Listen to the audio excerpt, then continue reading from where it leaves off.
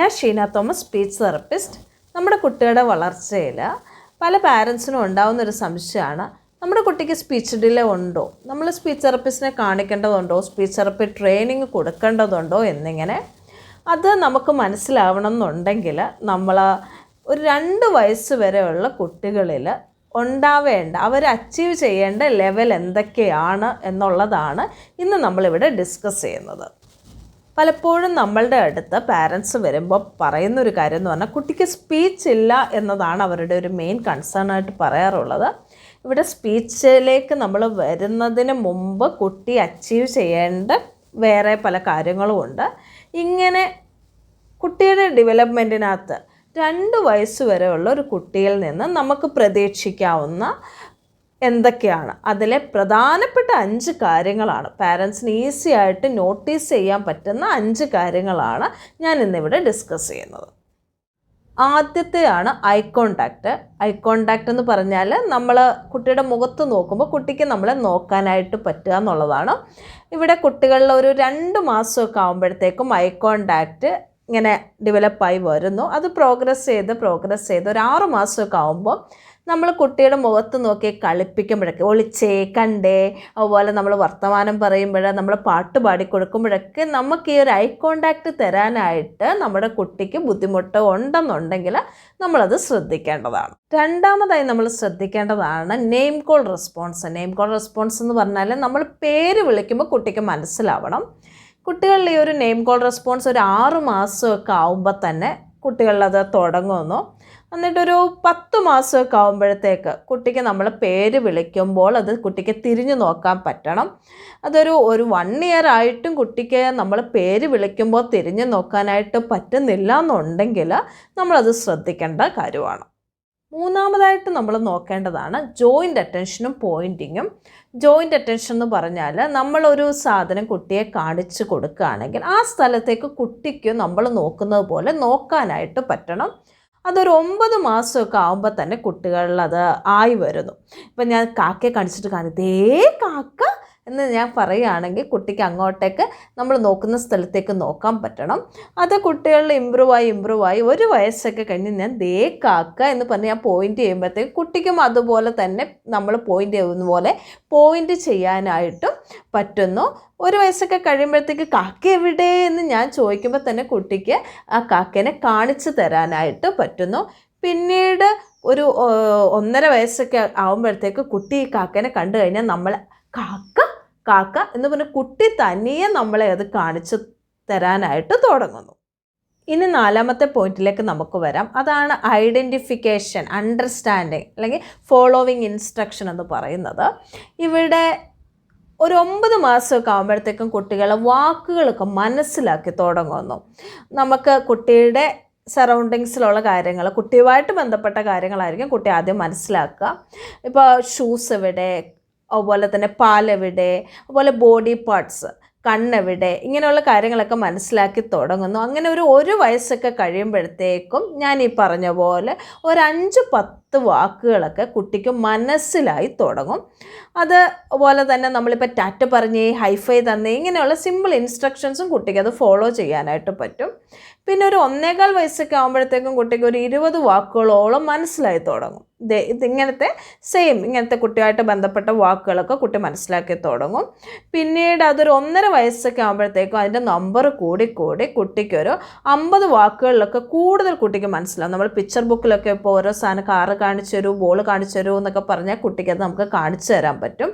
അതുപോലെ തന്നെ ഒരു 2 വയസ്സൊക്കെ ആകുമ്പോഴത്തേക്ക് ഇതിൻ്റെ നമ്പർ നന്നായിട്ട് കൂടും. കുട്ടിക്ക് ഒരു 200 വാക്കുകളിലധികം കുട്ടിക്ക് മനസ്സിലാക്കാനായിട്ട് പറ്റും. അത് നിങ്ങൾ എടുത്തുകൊണ്ട് തരുമോ അല്ലെങ്കിൽ തൊട്ട് കാണിക്കുമോ എന്നൊക്കെ നമ്മൾ പറയുമ്പം കുട്ടിക്ക് അത് മനസ്സിലാക്കി തുടങ്ങും. അതുപോലെ തന്നെ 2 വയസ്സൊക്കെ ആകുമ്പോഴത്തേക്ക് നമുക്ക് കുളിക്കാൻ പോവാം, നമുക്ക് ഇങ്ങനത്തെ വെർബുകൾ, നമ്മളിങ്ങനത്തെ കാര്യങ്ങൾ കുട്ടീനോട് പറഞ്ഞാലും കുട്ടിക്ക് കാര്യങ്ങൾ അത് മനസ്സിലാക്കാനായിട്ട് പറ്റും. അവസാനത്തെ പോയിന്റിലേക്കാണ് നമ്മൾ വരുന്നത്. അതാണ് എക്സ്പ്രഷൻ, കുട്ടി പറയുക എന്നുള്ളത്. കുട്ടികൾ ഒരു വയസ്സൊക്കെ ആകുമ്പോഴത്തേക്കും പതുക്കെ വാക്കുകൾ സംസാരിച്ച് തുടങ്ങുന്നു. അമ്മ, അങ്ങനെ സിമ്പിളായിട്ടുള്ള വാക്കുകൾ പറഞ്ഞു തുടങ്ങുന്നു. അതിനു മുമ്പേ കുട്ടികളുണ്ടാവണ ഇമിറ്റേഷൻ, നമ്മളിപ്പോൾ സൗണ്ടൊക്കെ പാ, പാ, പാ, മാ, മാ, മാ, ഇങ്ങനെയുള്ള സൗണ്ടുകളൊക്കെ കുട്ടി ഇങ്ങനെ ഇമിറ്റേറ്റ് ചെയ്യാൻ തുടങ്ങും. നമ്മൾ പറയുമ്പോൾ കുട്ടി അതിനെ ഇമിറ്റേറ്റ് ചെയ്യാനായിട്ട് തുടങ്ങുന്നു. ഇത് കുട്ടികളിൽ ഒരു 1.25 വയസ്സൊക്കെ ആകുമ്പോഴത്തേക്ക് കുട്ടി ഒരു 5 തൊട്ട് 10 വാക്കുകൾ വരെയൊക്കെ ഇങ്ങനെ പറയും. ഇങ്ങനെ സിമ്പിളായിട്ടുള്ള കുട്ടിയുടെ സറൗണ്ടിങ്സിലുള്ള വാക്കുകളൊക്കെ പറയും. അതിനു മുമ്പേ കുട്ടി ഈ വാക്കുകളൊക്കെ കുട്ടിക്ക് മനസ്സിലായിട്ടുള്ള വാക്കുകളായിരിക്കും കുട്ടി ഇത് പറയുക. അത് ഒരു 1.5 വയസ്സൊക്കെ ആകുമ്പോഴത്തേക്കും കുട്ടി ഏകദേശം ഒരു 20 വാക്കുകൾ വരെയും പറയാം. 20 വാക്കുകൾ പറയുമ്പോൾ കുട്ടി അതിൻ്റെ കൂടെ ആക്ഷൻസും കൂടെ കാണിച്ചിട്ടായിരിക്കും നമ്മളുടെ അടുത്ത് കാണിക്കുന്നത്. ത ത ത ബിക്കി ത എന്നുള്ള രീതിയിൽ ആക്ഷനും അതേപോലെ കുട്ടി അതിൻ്റെ കൂടെ വാക്കുകളും പറയാനായിട്ട് തുടങ്ങും. 2 വയസ്സൊക്കെ ആകുമ്പോഴത്തേക്കും കുട്ടി ഈ വാക്കുകളുടെ ലെവലിൻ്റെ നമ്പർ കൂടും. ഒരു 50 കൂടുതൽ വാക്കുകൾ കുട്ടിക്ക് പറയാൻ പറ്റും. അതുപോലെ വാക്കുകൾ കൂട്ടി പറയാൻ തുടങ്ങും. ഇപ്പം അമ്മ താ, അച്ഛ പോയി, ദേ കാക്ക, ഇങ്ങനെയുള്ള വാക്കുകൾ സിമ്പിളായിട്ടുള്ള രീതിയിൽ വാക്കുകളൊക്കെ കുട്ടി കൂട്ടി പറയാൻ തുടങ്ങും. അതുപോലെ നമ്മൾ ക്വസ്റ്റ്യൻസ് ചോദിച്ചാൽ വേണോ വേണ്ട എന്നുള്ള രീതിയിലൊക്കെ ക്വസ്റ്റ്യൻസ് ആണെങ്കിലും കുട്ടിക്ക് മനസ്സിലാക്കാനായിട്ട് പറ്റുന്നു. അതുപോലെ നമ്മൾ ആക്ഷൻ സോങ്സ് ഒക്കെ പാടിക്കഴിഞ്ഞാൽ അതിൻ്റെ ബാക്കി ഇങ്ങനെ കുട്ടിക്ക് പൂരിപ്പിക്കാനായിട്ട്, അതുപോലെ തന്നെ നമ്മൾ കാണിക്കുന്ന ആക്ഷൻസൊക്കെ ആണെങ്കിലും നമ്മളെപ്പോലെ അതിനെ അനുകരിക്കാനായിട്ട് ഈ ഉള്ള കഴിവുകളൊക്കെയും ഈ ഒരു സമയമാകുമ്പോഴത്തേക്കും കുട്ടിക്ക് കിട്ടിയിരിക്കും. പല പാരൻസിനും പറ്റുന്നൊരു കാര്യം എന്താണെന്ന് വെച്ചാൽ, നമ്മുടെ കുട്ടികൾക്ക് ഇതേപോലെയുള്ള ഞാൻ ഈ പറഞ്ഞ കാര്യങ്ങളൊക്കെ ഉണ്ടല്ലോ, ഈ ഡെവലപ്മെൻറ്റ് ഒന്നും നടന്നില്ലെങ്കിൽ പോലും പാരൻസിന് തിരിച്ചറിയാൻ പറ്റുന്നില്ല കുട്ടിക്ക് ഡിലേ ഉണ്ടോ ഇല്ലയോ എന്നൊക്കെ. ഇതിൻ്റെ കാരണം എന്താണെന്ന് വെച്ചാൽ നമ്മുടെ ഇപ്പോഴത്തെ ഒരു ലൈഫ് സ്റ്റൈല് തന്നെയാണ് അതിൻ്റെ ഒരു കാരണം. ഇപ്പം നമ്മുടെ ഒരു ബിസി ലൈഫിൽ നമുക്ക് കുട്ടികളുമായിട്ട് ഇൻട്രാക്ട് ചെയ്യാനുള്ള സമയം കിട്ടുന്നില്ല. അപ്പോൾ അതിനനുസരിച്ച് നമുക്ക് ഡെവലപ്മെൻറ്റും മനസ്സിലാക്കാനായിട്ട് പറ്റുന്നില്ല. ഇപ്പോൾ എനിക്ക് ഓർമ്മ വരുന്നത് ഞാൻ ഇപ്പം അടുത്തിടയ്ക്ക് എടുത്ത ഒരു കുട്ടിയുടെ കാര്യമാണ്. കുട്ടിക്ക് 2 വയസ്സുള്ളപ്പോഴാണ് ഇപ്പോൾ എൻ്റെ അടുത്ത് കൺസൾട്ട് ചെയ്യുന്നത്. അവർ പാരൻസും കുട്ടിയായിട്ട് ഓസ്ട്രേലിയയിലാണ് അവർ താമസിക്കുന്നത്. അപ്പോൾ സ്വാഭാവികമായിട്ടും പാരൻസ് ജോലിക്ക് പോകുന്നു. വളരെ ബിസി ആയിട്ടുള്ള ഒരു ലൈഫാണുള്ളത്.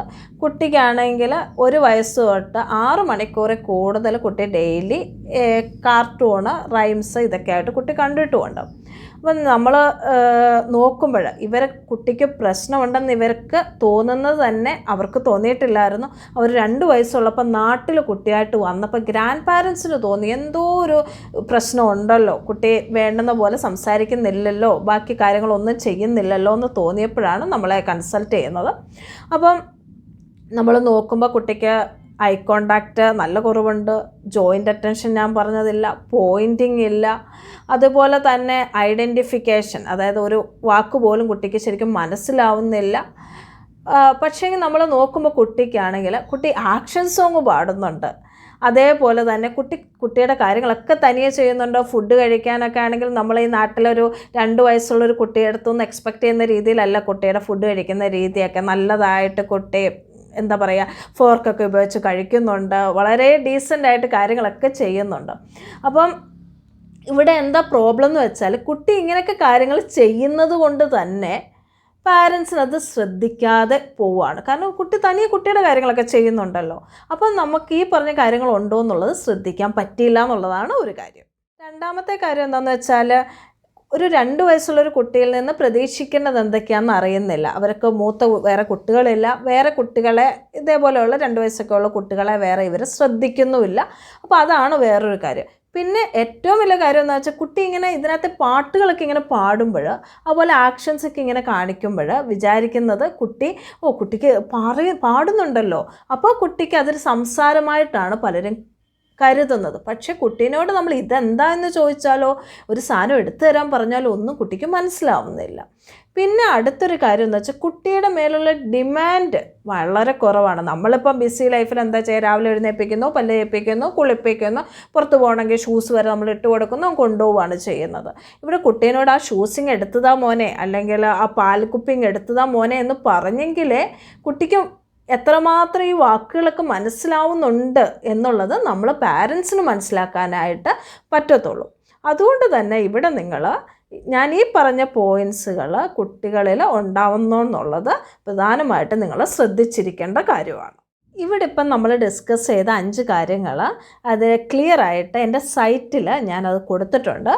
അതിൻ്റെ ലിങ്ക് ഈ വീഡിയോയുടെ ഡിസ്ക്രിപ്ഷൻ ബോക്സിൽ ഉണ്ട്, നിങ്ങൾക്കത് നോക്കാവുന്നതാണ്.